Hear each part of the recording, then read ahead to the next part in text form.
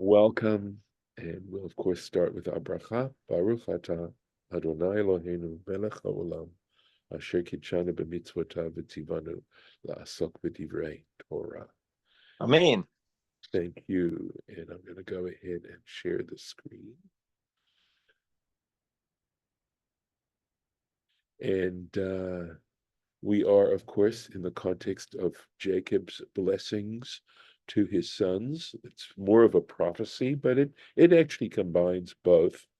And the words he has for Yehuda, for Judah, for his son Judah, are considerable. And we are onto the last verse of his words to Judah, which indeed are both a prophecy and a blessing. And need I say that because this is poetry, essentially all this material is Hebrew poetry. It is very difficult, and the Hebrew is not easy, and I'm doing the best I can with it, and hopefully at least you get a good sense of what's going on here. So even this word, chachlili einaim miyayin, which means literally means his eyes are redder than wine. So, well, that's the miyayin, right?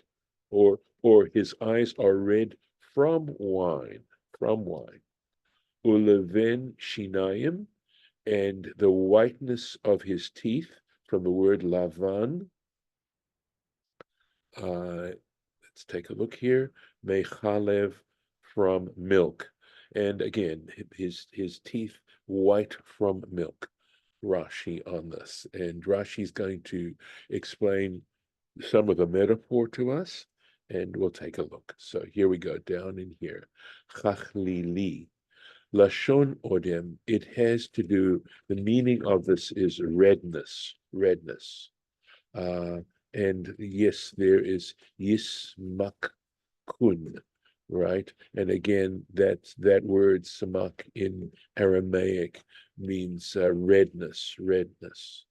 And I will mention that the Onkelos here, the Targum here, is very free in interpreting as opposed to translating the words of the Hebrew here, because of the need to try and plumb out the metaphors. So, Lashon Odem Ketargumo, just as it is translated in the Targum. V'chein, and he says there is another example in Mishlei, that's the book of Proverbs, chapter 23. Lemi chachlilut einayim, to whom are his eyes red, okay? Shekain derech shotei yayin, so he says it is in the manner of people who drink wine, okay? That's the connection. Einehem ma'adimim, their eyes become red. Okay, mechalav, merov chalav, from the abundance of milk, sheyehe ba'artzo, which is in his land, in the land of the territory of Judah. Mir'eh tov le'edreitzon, fine pasturage for his flocks of sheep. So they used to use sheep's milk, I suspect, quite commonly, other than cow's milk. V'chein pirush hamikra, okay, and so the interpretation of the scriptural passage is adom einayim, right? His eyes, or the redness of his eyes, yehe merov yayin, will be from the abundance of wine. Ulevan shinayim, and the whiteness of his teeth, yehe merov chalav, will come from the abundance of milk.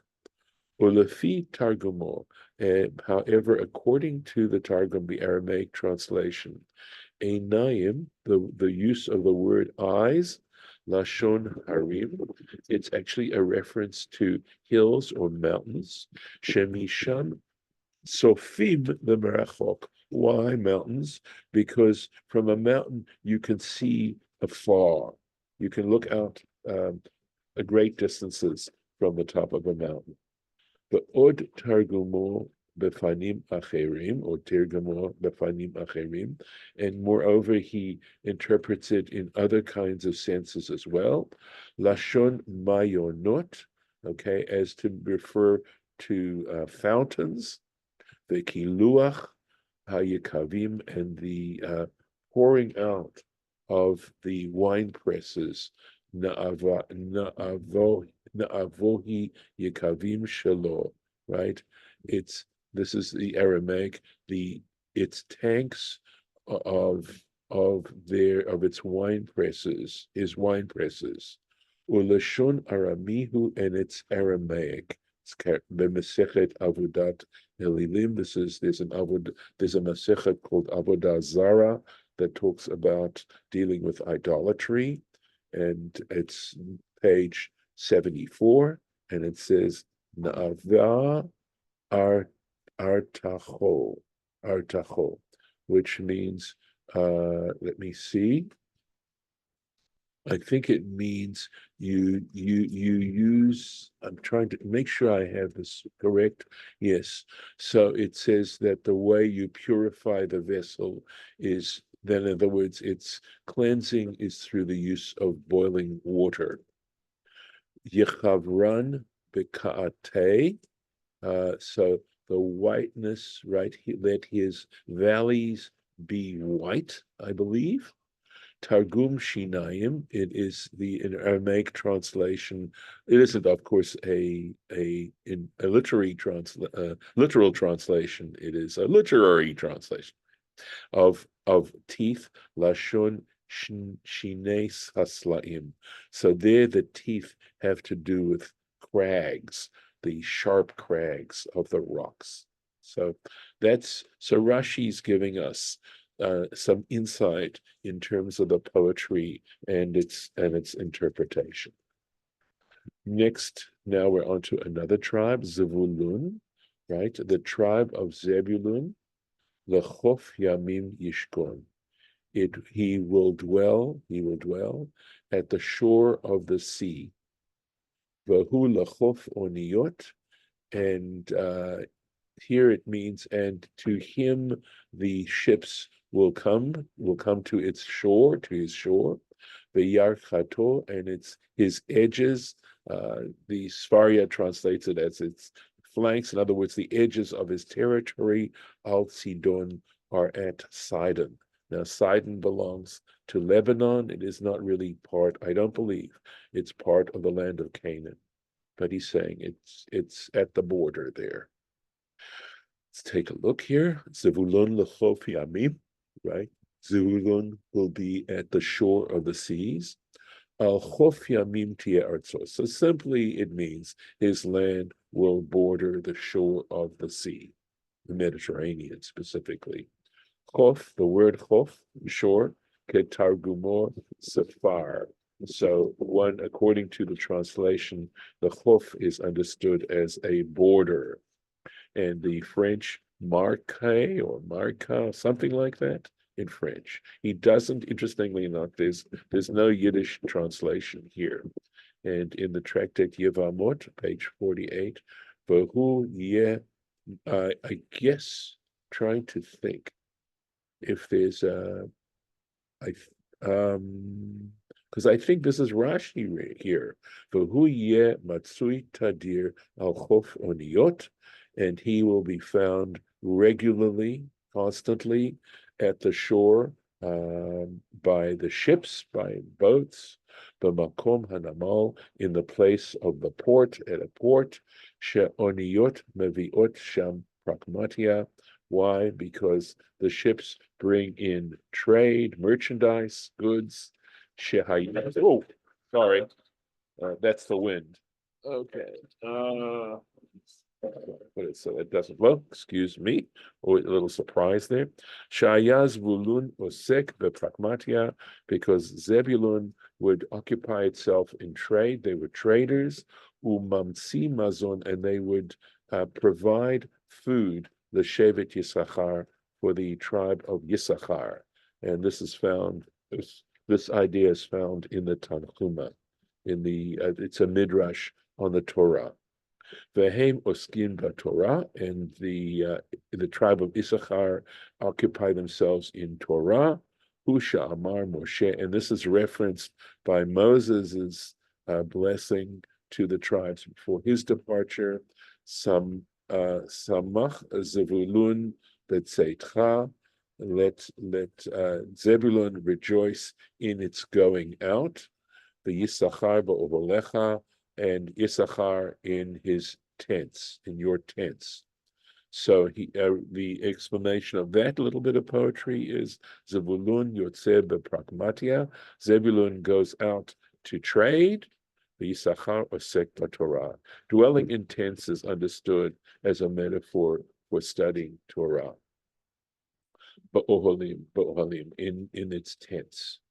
So we have a wonderful example that goes very, very early about providing financing for research, and to understand that there's this association of people who, while themselves are not researchers, are occupying themselves in providing making a really good livelihood, and use that livelihood to finance research. Not a new concept. Vayakato al Sidon, and his flank or his border will be by Sidon. Sof Gvulo, that is the edge of his border. Yes, Samuch Sidon will be close to Sidon. And I have the sort of feeling that this means more, that there's some metaphoric understanding here. I mean, we know about the Phoenicians and about their trading and stuff like that, and whether or not, is there some association going on with this? My feeling is that there's more to this than simply that translation. So just explaining the word vayar kato, a little bit of an unusual Hebrew, sofo, that is its edge, kamo layar kate hamishkan. So when we see the construction of the Mishkan, we talk about certain parts of the boards, etc., that were fabricated for the corners of the Mishkan, and that's the word that we use there. Issachar, so Issachar, the tribe of Issachar now. Chamor Garim is a bony donkey. Rovetz, he crouches, Bain Hamishpatayim. Hard to translate this word mishpatayim, but I believe very often it's translated as sheepfolds. Tchumaya would mean that would be the boundaries, between the boundaries. And again, quite possibly there is some poetic interpretation of that. Let's take a look and see what Rashi has to tell us. Yisachar chamor garim, right? Yisachar is a large bone donkey. And of course, we know that a donkey is a beast of burden. So chamor bal atzamot, he's a donkey with large bones. Sovel ol Torah, who carries the yoke of the Torah. Kechamor chazak, like a strong donkey. Shemat inim oto masakave, which one is capable of loading him up with a heavy burden. So again, you can see how we are trying to understand this in its metaphoric sense. Rovetz bin hamishpatayim, right? Who crouches between the sheepfolds. Kechamor hamahalech bayom uvalayla. The idea here is that he is constantly studying, and he's being compared to a donkey who is constantly walking day and night, moving day and night. Ve'ein lo lina babayit, and he does not spend the night in a stable, in a house. Ukeshehu rotzeh lanuach, and when he wants to rest, when he needs to rest, briefly, rovetz ben hatchumim. So Rashi says he crouches between the boundaries, betchumei ha'ayarot, that is in the boundaries of the towns, sholich sham pragmatia, to which he's taking the merchandise, the trade. Let's take a look here. Let's go maybe a little bit more. Vayar menucha kitov. He saw rest, literally it means he saw rest, how good it was. Ve'et haaretz ki na'ema, and the land, how pleasant. Ve'yet shichmo lisbol, and he placed his shoulder to the burden to carry. Vayhi lamas oved, and he dedicated himself, I guess we could say, understood for the burden to do the work, right? Or lamas, or yeah, for the burden. Let's see, here we go. He saw rest, how good it was, right? Ra'ah lechalko eretz mevurechet.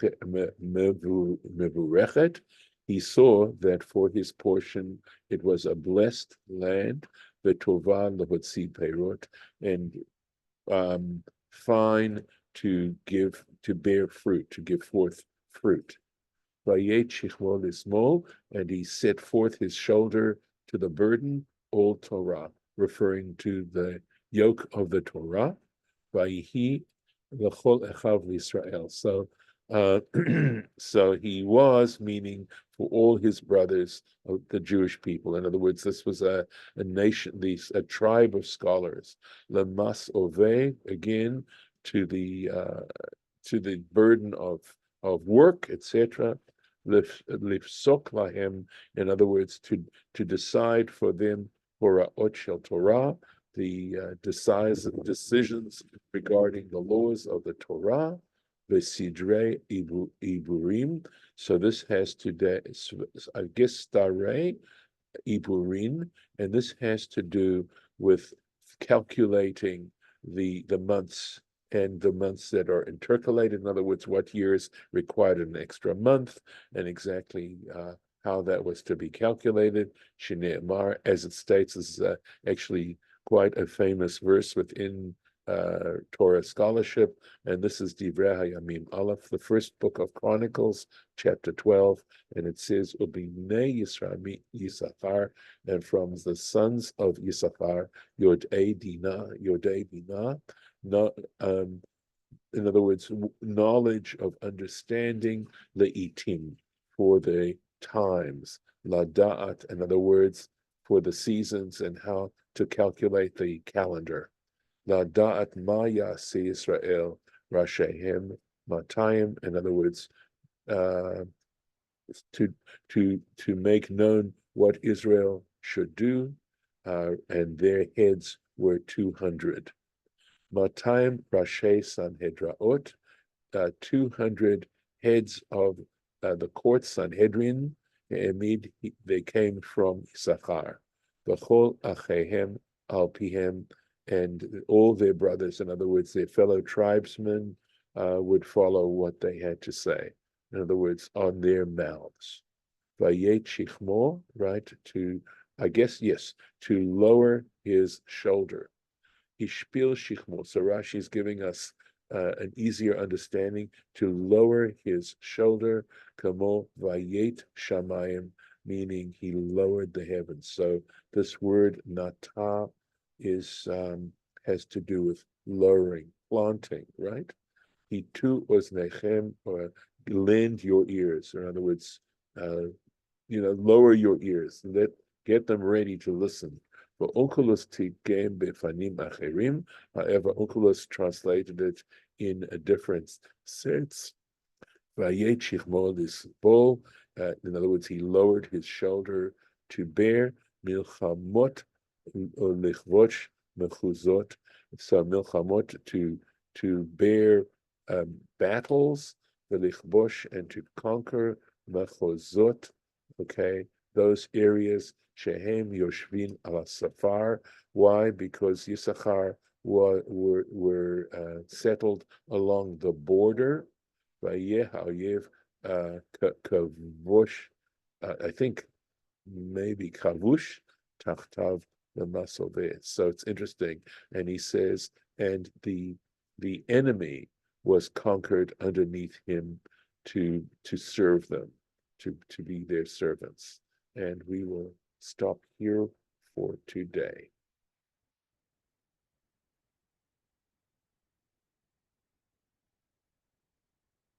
Any questions about what we've done?